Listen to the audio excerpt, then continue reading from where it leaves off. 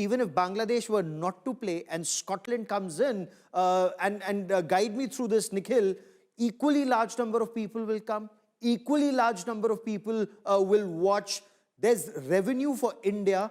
There's a lot of loss, isn't it, Nikhil, for Bangladesh? What does this mean for Bangladesh cricket? The impact, would it be restricted just to the ICC World T20, or will there be consequences in a longer term for Bangladesh? Oh, for sure, Gaurav. It's going to be long-term consequences.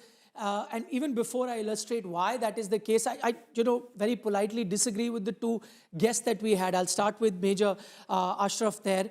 He speaks and he says that this was not a political decision. I beg to differ with that. I'll tell you why. It is not a situation where till now, everything that the Bangladesh Cricket Board has done, they've been very transparent. In fact, we've been quite, singing praises of the Bangladesh Cricket Association, saying that every little conversation that happens between BCB and ICC, they put a press release out and tell you exactly what's happened. The only time that they have not been transparent is what is the conversation that was had between the Bangladesh government and their players. We are here being told, and we are made to believe that not a lot of Bangladeshi players were on board with the government's decision not to be playing this particular World Cup. I believe there were 5 players that have even boycotted this particular meeting. What does that tell you? If you were so confident with the players supporting you, you would have been as transparent and would have come out with a statement as to what is the conversation that happened between the Bangladeshi players as well as the government. That's one.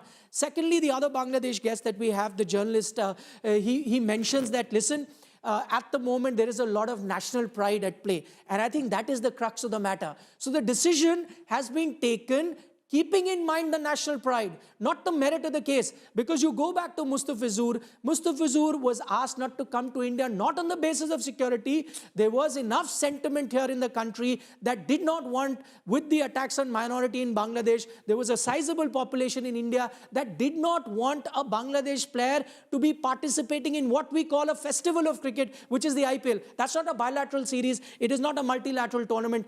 Not to participate in the festival of cricket, you didn't want an individual player. That wasn't to say we can't provide him security. Of course you can. If security was an issue, BCCI would have been the first board to have said, we cannot have Bangladesh, let's not have Bangladesh here. What does that tell you? It is a question of national pride. So you've miscalculated, you've taken national pride ahead of pragmatism, and that is why you find yourself in a position which can harm Bangladesh. Before I bring in Sushant, Vikrant also wants to just to add to what Nikhil said and the gentleman said, he said Mustafizur is a national icon and a national pride. Is Shakib Al Hasan still a national pride? Or do you brand him as a fugitive or India ka dalal, India's agent? That guy has been your most famous cricketer ever. And ever since that coup, Shakib Al Hasan has not been able to go back to Bangladesh, fearing for his life and his family's life. So how do you say today Mustafizur suits you, but Shakib Al Hasan and his legacy doesn't suit you?